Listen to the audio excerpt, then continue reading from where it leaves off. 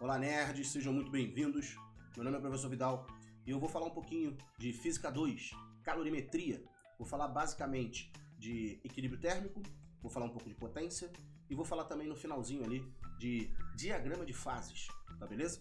Então, presta bastante atenção, porque hoje a gente vai tratar de uma matéria muito clássica nos vestibulares e que gera algumas dúvidas, nem sempre somente nos gráficos não, mas também gera algumas dúvidas em sinais de algumas grandezas. Dá uma olhada aí.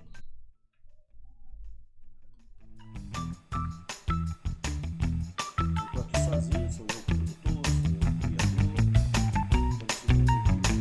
estou fazendo tudo ao mesmo tempo agora, por isso que às vezes eu demoro um pouquinho a fazer algumas coisas aqui, porque eu fico ajeitando enquanto eu estou enrolando vocês aí, para que tudo corra muito bem e eu consiga produzir melhor daqui. Então, ó, repara bem, a ideia de hoje é falar sobre o princípio, aliás, vamos colocar aqui, ó, calorimetria. Antes de eu falar desse princípio direto das trocas de calor, eu vou falar para vocês que calorimetria, ela estuda energia térmica, você lembra, né? Calor não é sinônimo de quente, né? Calor é sinônimo de energia térmica. Então a calorimetria é a medição da energia térmica. A calorimetria, ela estuda a troca dessas energias, tá beleza? Para a gente começar bem a calorimetria, dessa parte de trocas, é importante a gente falar de potência. Potência é sempre uma taxa de variação de energia, né? Então a potência sempre vai medir a relação de energia sobre tempo, tá bom? Aí fica a unidade aqui, ó, joule, e a unidade aqui, ó, segundo. É por isso que aparece aquela unidade no sistema internacional, que é o watt, lembra do watt? Show de bola? Que a gente escreve watt, né? Escreve com W ali. O tipo de energia que a gente está estudando aqui é a energia térmica, é o nosso calor, né? Então a potência, ela fica igual a calor sobre tempo. Essa vai ser a nossa principal equação de potência. Calor sobre tempo. Aqui pode aparecer, como eu te falei, né? Aquela unidade joule, ou então pode aparecer uma outra unidade usual. Essa unidade usual, obviamente que ela é mais usada, né? Por isso que ela é chamada de usual, né? Ela é aquela caloria por segundo. Então pode aparecer também o caloria por minuto, né? Podem aparecer as duas formas de unidade. Presta bastante atenção nessas unidades, não são unidades do sistema internacional. Então, na hora que a gente estiver lendo as questões, interprete as unidades para que você, na hora que esteja fazendo as continhas, não complique, né? Por conta exatamente de você misturar tipo caloria com joule, ou misturar grama com quilograma, né? Algumas coisas do gênero. A variação de temperatura a gente nem mistura tanto, porque a variação de temperatura geralmente aparece em Celsius mesmo. Então, quando a gente fala de calorimetria, aparecem algumas grandezas como massa, calor específico, calor latente, variação de temperatura. Todas essas grandezas têm suas respectivas unidades. A gente tem sempre que manter essas unidades iguais, não esqueça disso, tá bom? Tem até algumas relações de conversão, olha só. A gente pode escrever, vê se você lembra, uma caloria vale aproximadamente 4,18 joule. Você lembra disso? Geralmente aparece escrito na questão, né? Mas é sempre bom a gente lembrar que isso existe para que a gente não esqueça de converter, tá bem? Outra também, essa não aparece nas questões não, essa a gente tem que lembrar. 1 kW é igual a 10 ao cubo watt. Eu acredito que você lembre dessa por causa do quilo, né? Na frente, né? Kilowatt. O quilozinho na frente, é tipo quilocaloria, né? Seriam 1000 calorias também. Outra coisa também legal da gente falar, eu não sei se você lembra disso, mas é muito comum quando você fala em quantidade, principalmente na calorimetria, de aparecer, ao invés de massa, aparecer volume. E aí a pessoa fica meio assim, poxa, mas volume, a fórmula tem massa. Mas se a gente com o volume tendo a densidade, eu consigo a massa. Porque existe uma relação entre densidade, massa e volume, que eu acho que você lembra qual é, tu não lembra? Existe aquela relação de densidade igual a massa sobre volume, onde eu posso escrever que a massa é igual a densidade vezes volume, né? Uma densidade que é muito tradicional é a densidade da água. Você lembra quanto é que valia o Mi da água? Ó, sistema internacional, hein? 10 ao cubo quilogramas por metro cúbico. Aliás, deixa eu fazer direitinho aqui que eu tô fazendo besteirinha. Agora sim, ó. 10 ao cubo quilogramas por metro cúbico. Agora sim, agora ficou bonitinho. Se tu escutar alguns barulhos aí, é porque eu tô na varanda da minha casa. Aí vai pegando o microfone de fora aí. Eu tô no estúdio aqui da minha casa. Estúdio aqui no meu varandão. Ó, esse metro cúbico aqui, filho, não sei se você recorda também, se é outra unidade boa pra gente deixar anotado aqui, ó. 1 metro cúbico, tu sabia que são 1000 litros? 1 metro cúbico? 1 metro cúbico são 1000 litros. Então, se eu substituir aqui, ó, no lugar desse metro cúbico aqui, ó, 10 ao cubo litros, tá vendo? Vai ficar 10 ao cubo sobre 10 ao cubo, tá vendo? Então significa que a densidade da água é de 10 ao cubo quilogramas por 10 ao cubo litros. Ou seja, é de 1 quilograma por litro, olha só. Eu estou mostrando para vocês essa jogadinha que a gente faz com a densidade para a água, mas você tem que saber que isso dá para ser usado em qualquer uma, né? Eu estou mostrando a da água porque a da água é bem tradicional de aparecerem nas questões. A substância água é muito comum, né? Outra coisa legal para a gente falar aqui é sobre o princípio das trocas de calor.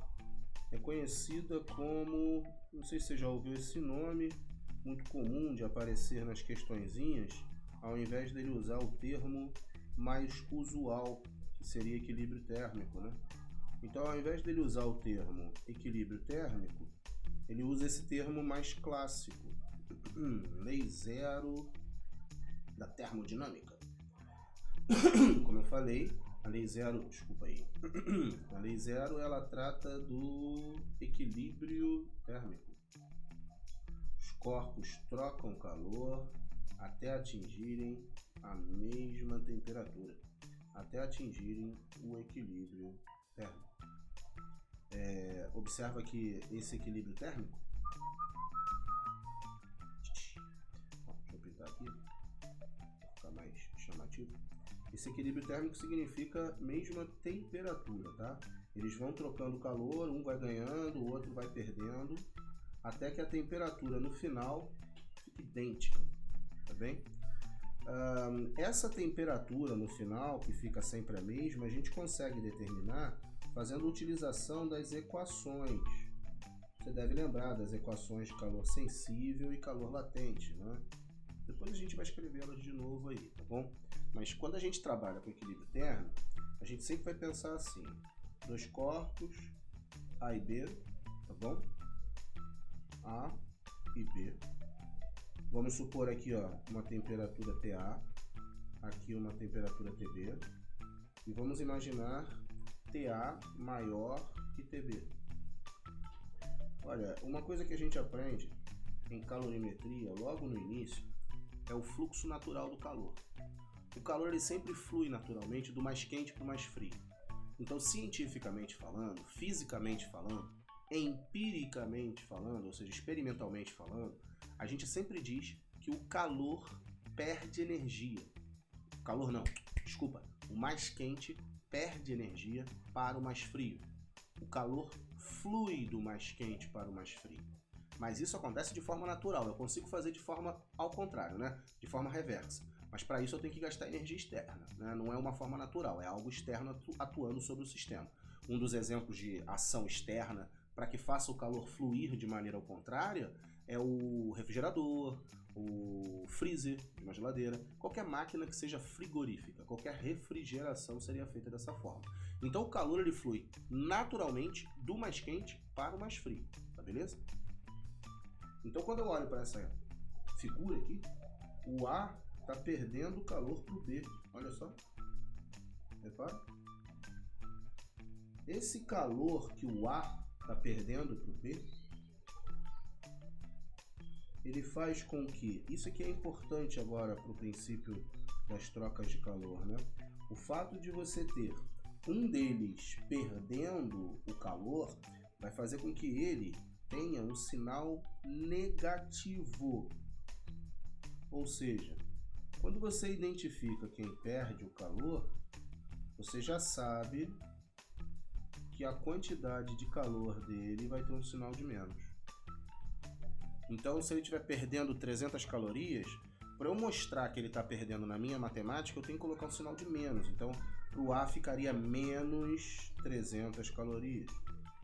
Agora, o B, ele estaria ganhando essas 300 calorias, né? Então, o B, ele ganha calor. E aí, nessa hora que o B ganha calor, o seu sinal é positivo.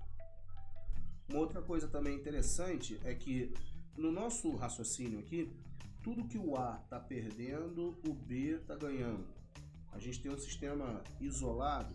Na maioria das questões, esse sistema é isolado através de um calorímetro. Você coloca um calorímetro, que é um recipiente adiabático, é um recipiente que não permite a troca com o meio externo, e aí você faz com que tudo que uma substância esteja perdendo, a outra esteja ganhando. Então, se o A está perdendo 200, é porque o B está ganhando 200. Como é que a gente pode representar isso na matemática, Vidal? A gente representa matematicamente assim, né?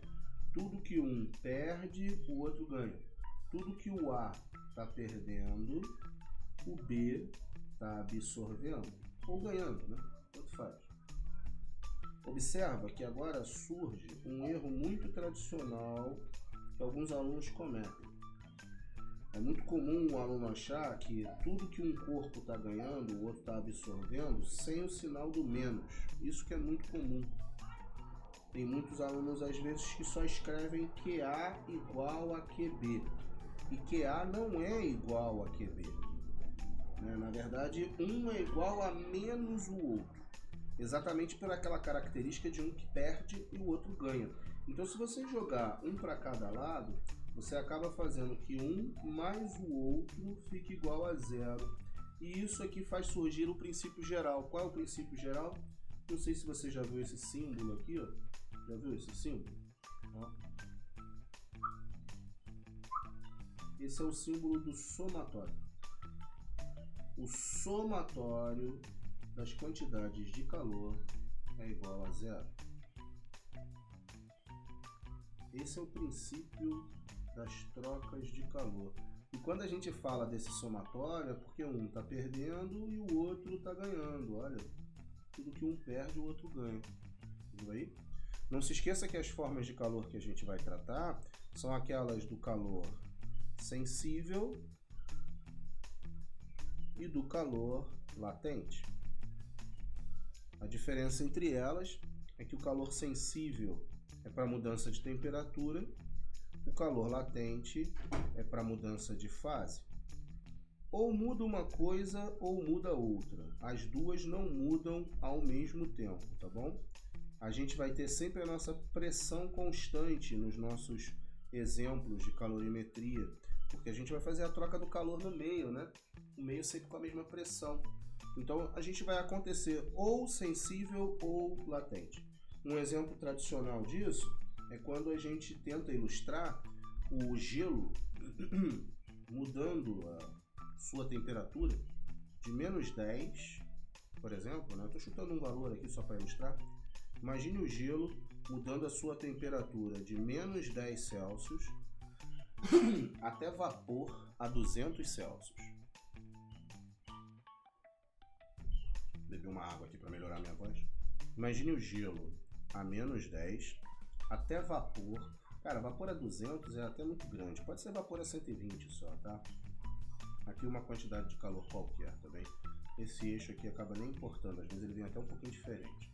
Então, ó, vamos imaginar, ó. Primeiro eu tenho gelo a menos 10, olha só. Aí eu vou fazer esse gelo a menos 10 começar a ser aquecido até vapor a 120. Uma coisa importante, existem duas mudanças de fase para a água entre menos 10 e 120. A água muda de fase a 0 e muda de fase a 100. Eu preciso equacionar isso na minha transformação, porque cada equação serve para o seu tipo, né? Então, quando muda a temperatura é uma equação, quando muda de fase é outra. Então, repara, o gelo a menos 10 ele vai começar a ser aquecido, e aí ele vai virar gelo a 0 primeiro, ó. Aí se ele continuar sendo aquecido, ele de gelo a zero ele vai virar água a zero. Depois de água a zero, se eu continuar aquecendo, ele vai virar água a 100. Se a gente continuar aquecendo, ele vai virar agora vapor a 100. Tá percebendo aí? Deixa eu puxar um pouquinho para cá isso aqui. Ó. Vou botar aqui para ficar mais bonitinho. E aí agora, de vapor a 100, se eu continuar esquentando, né? Eu vou chegar em vapor a 120. Observa as transformações sofridas, ó.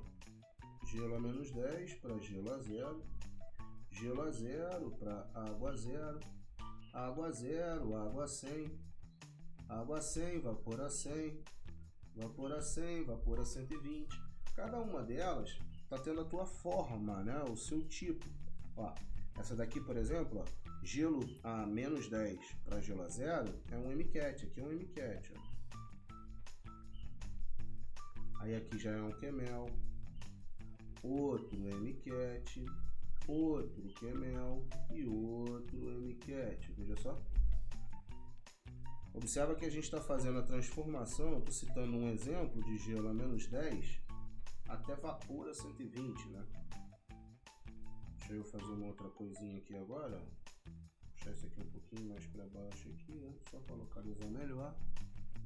Isso, assim vai facilitando. Aí observa agora, ó. Eu vou escrever no gráfico isso aí, observa. Ele primeiro, deixa eu colocar de cor. Ó, ele primeiro vem aqui, ó. Depois ele vem aqui, ó. Ó. Depois aqui, ó. De novo. Aí mais uma vez ele vem aqui, ó. E depois aqui de novo, ó. O único que eu preciso dar uma consertada aqui é esse, ó. Sai daí, tirar esse fora aqui. Porque ele tem que ficar em cima do eixo, né? Então, vamos fazer ele na munheca. Opa! Vamos fazer ele na munheca aqui, ó.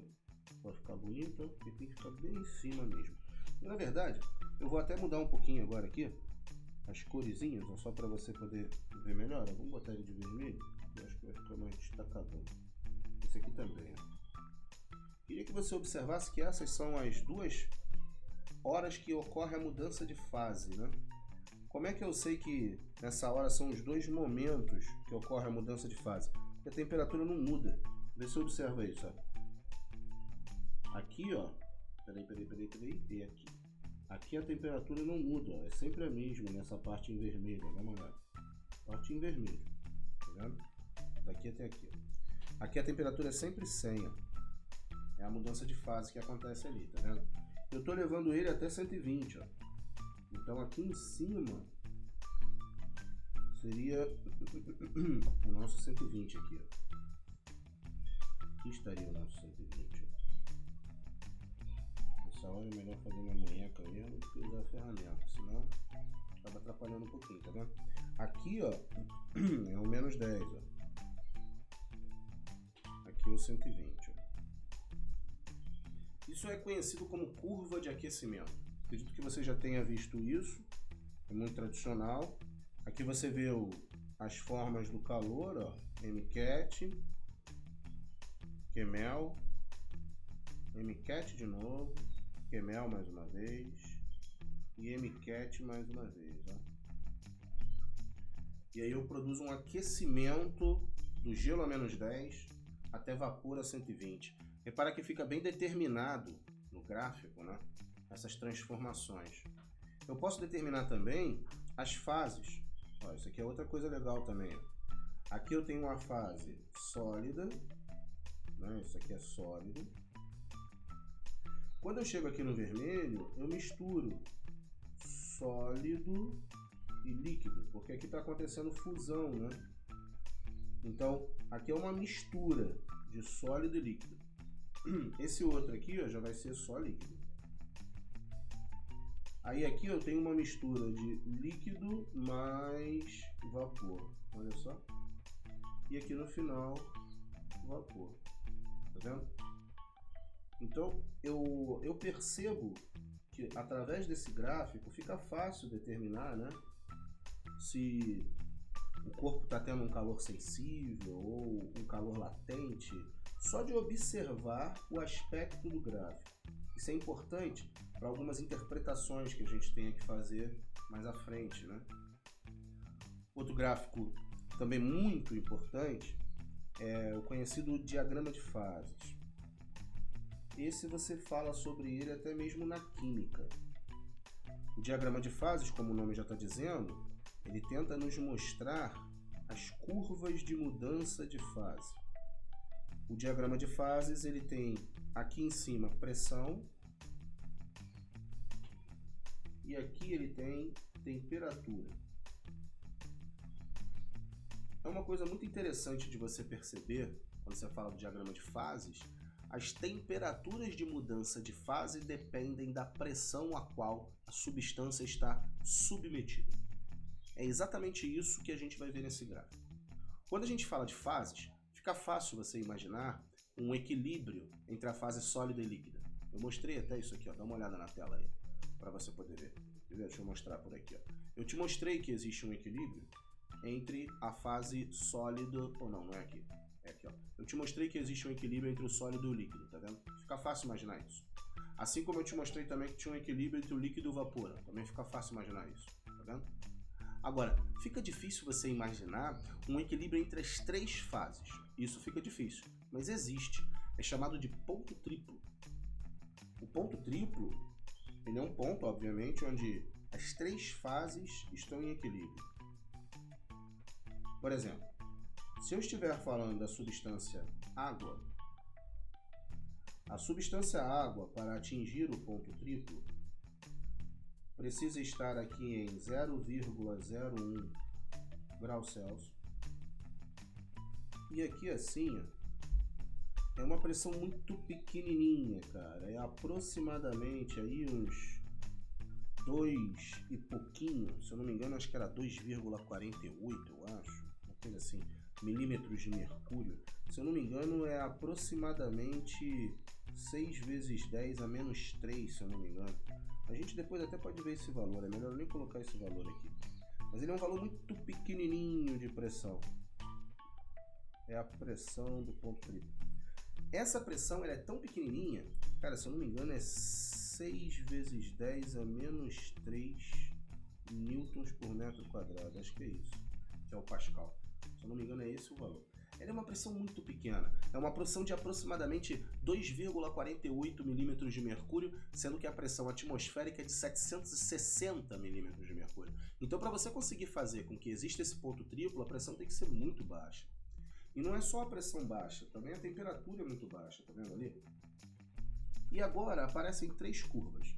É exatamente assim que a gente fala, né? Aparece uma curva para cá, assim, ó. Aparece uma para cá, isso se tratando de água, tá? E uma outra para cá, ó. Aliás, deixa eu trocar a cor. Vou fazer até assim. Pam, pam, pam. Sim. Ó, aí a gente começa com o azulzinho, troca aqui só para fazer ele mais grosso. Tem essa curva. Aí vem de verde agora, ó. Tem essa daqui, ó. Com uma bosta, vamos fazer de novo. Tem essa curva aqui, agora melhorou. E tem uma outra ainda pra cá, ó. Tem uma outra curva ainda pra cá, assim. Essas três curvas, elas saem do ponto triplo, dá uma olhada, ó. Deixa eu até colocar o ponto triplo de outra cor aqui, pra chamar mais atenção. Essas três curvas, elas saem do ponto triplo. Eu não sei se você consegue imaginar, eu não preciso desse troço tão grande aqui, eu não sei se você consegue imaginar essa figura parecendo uma taça. Isso aí é pra gente dar uma decorada melhor nessa figura, tá? Não sei se você consegue enxergar assim, como se fosse uma taça. Consegue imaginar isso aí? Vou te ajudar na visão, vamos ver se você consegue perceber. Por que a gente vai falar sobre isso? Porque aí você coloca o líquido dentro da taça, né? Ó, isso aqui assim parece uma taçazinha. Então você coloca o líquido aqui, ó, dentro da taça, ó. Tá vendo? Ou seja, tudo isso aqui, ó, vai ser líquido pra gente, ó. Vamos pintar. Ó, vamos botar esse líquido de rosa. Então, aqui aqui, ó, vou botar um pouquinho menor. Aqui é tudo líquido, ó. Essa parte aqui, ó, é tudo líquido. Como eu te falei, isso é conhecido como diagrama de fases. Então a gente vai observar as fases dentro desse gráfico, né?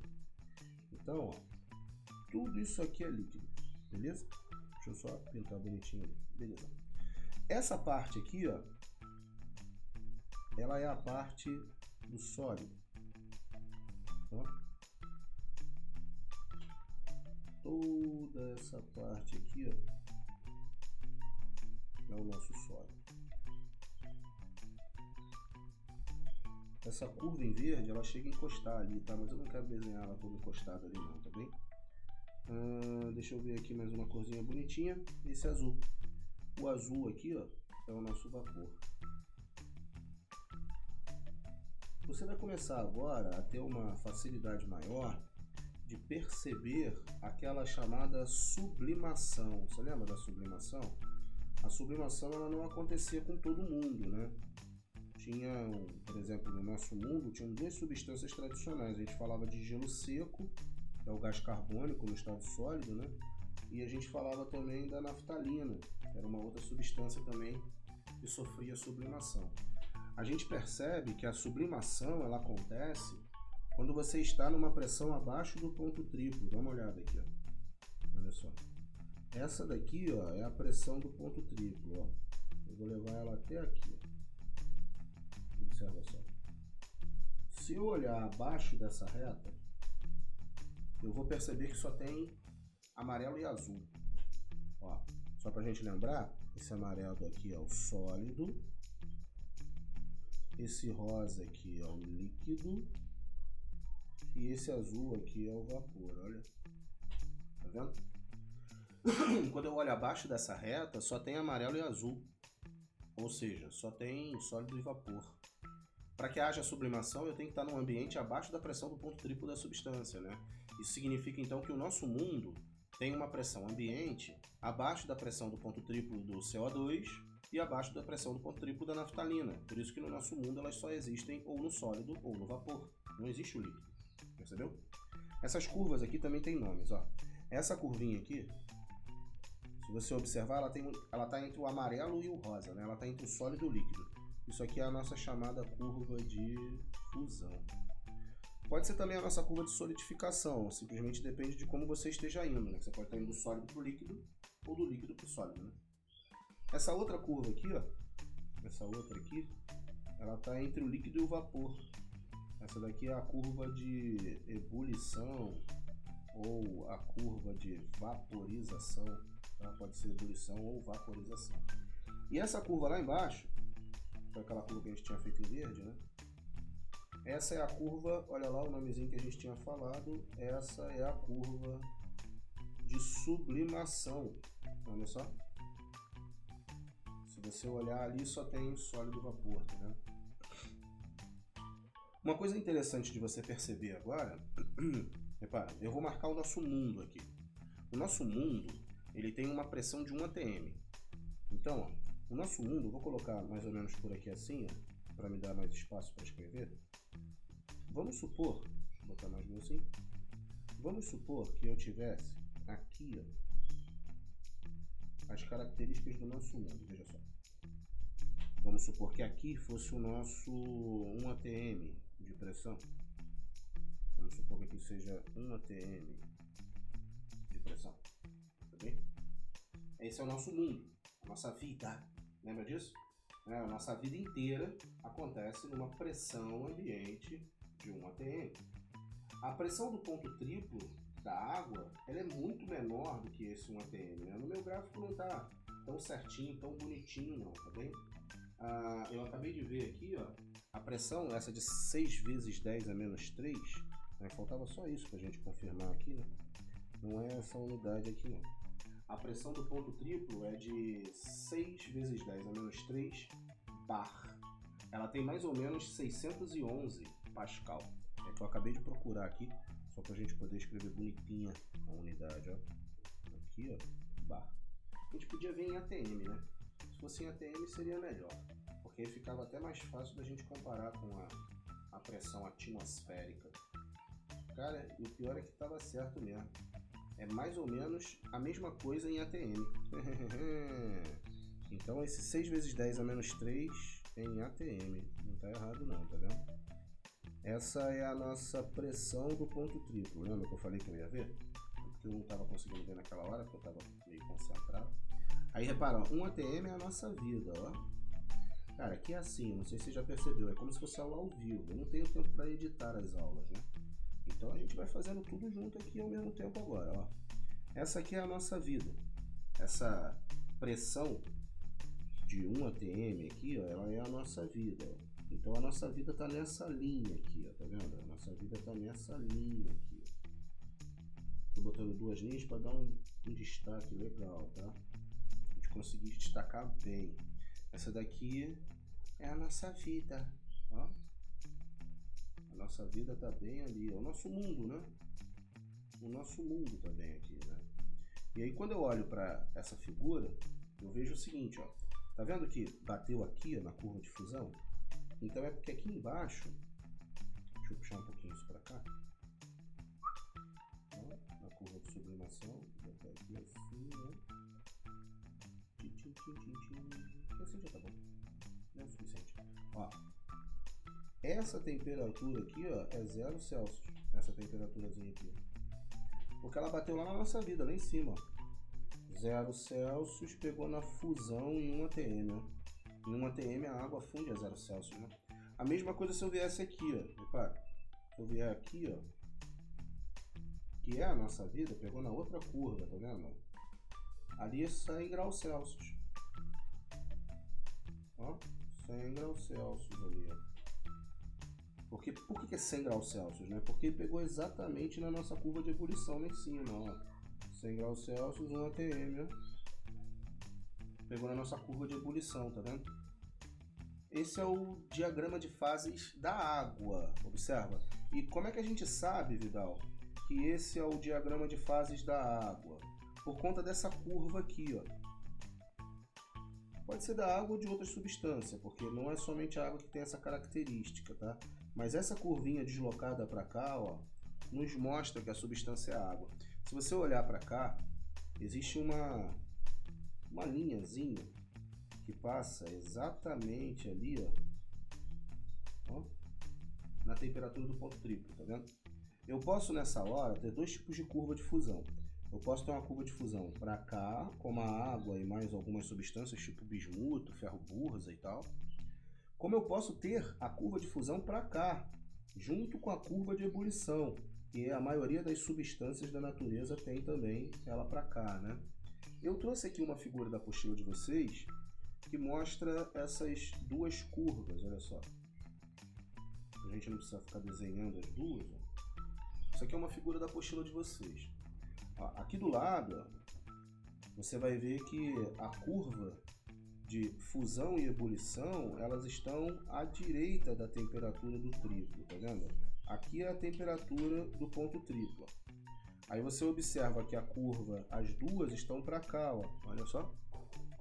Se eu olhar para essa daqui, ó, eu vejo a temperatura do ponto triplo aqui embaixo, olha só, e vejo as outras curvas, uma para cada lado, olha lá. Então eu tenho substâncias. Atenção a esse detalhe que está aqui, é isso que eu queria chamar a sua atenção, ó. Eu tenho substâncias que aumentam de volume ao se fundirem, e eu tenho substâncias que diminuem de volume ao se fundirem. Ó, como assim, né? Se eu olhar a fusão está acontecendo aqui, ó. A fusão acontece nessa curvinha aqui, ó. Esse tipo de substância, quando ele sofre fusão, aumenta o volume. Ou seja, é uma característica natural, né? Não sei se você lembra disso, mas quando você está fundindo, você está aquecendo. Aí as substâncias espalham mais. Então, isso é uma tendência natural. A substância, ela muda na fusão, aumentando seu volume.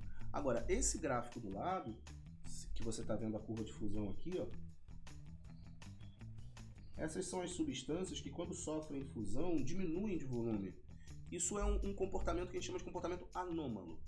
Porque o natural seria você fundir e aumentar de volume. Nesse caso, está fundindo e diminuindo o volume. É por isso, por exemplo, que as águas congelam nas superfícies dos lagos, por conta dessa característica do comportamento anômalo. Percebeu? Os dois tipos de gráfico. Geralmente, quando se trata no vestibular, esse gráfico aqui é mais visto como gráfico da água, né, devido ao seu comportamento anômalo. Esse daqui das outras substâncias, ó. Beleza? Outra coisa legal também, você consegue ver o que está acontecendo, né, com a temperatura de fusão quando você mexe na pressão. Por exemplo, ó, a gente precisa olhar para essa curva aqui, ó. Veja só. Já está. Ó, a gente tem que olhar para essa curva aqui, tá bem? Sempre para essa. Que a gente vai ver fusão. Aqui está a temperatura do triplo, ó, a temperatura do triplo aqui, ó. No caso 0,01. Se eu aumentar a pressão, olha só, vamos supor que a pressão comece a aumentar aqui na curva, ó. Vamos supor que a pressão chegue aqui. Se eu for lá embaixo agora, eu vou perceber que a fusão está acontecendo numa temperatura maior do que a temperatura... Desculpa, uma temperatura é menor do que a do tanto triplo. Você consegue perceber isso? Aqui está o zero, ó. Está o 0,01. Se a pressão começar a aumentar e chegar nesse ponto, repara que a temperatura ficou menor que 0,01, né? Então a gente pode dizer assim, a temperatura de fusão ela vai diminuir com o aumento de pressão. Vê se você percebe que a relação é inversa. Olha a curva para cá, ó. Então aumenta a pressão, diminui a temperatura de fusão. Agora na ebulição é uma relação direta na ebulição. Se aumentar a pressão, aumenta também a temperatura de ebulição. É uma relação direta, né? A gente chama isso na matemática de reta decrescente, que é aquela relação que um aumenta, o outro diminui. E a gente chama essa daqui de crescente, é aquela que um aumenta e o outro aumenta também. Show de bola? É isso. Fica em casa, estudando bastante com a gente. Qualquer coisa tu grita daí que a gente responde daqui. Tá legal? Fica na parte da física. Um beijo grande.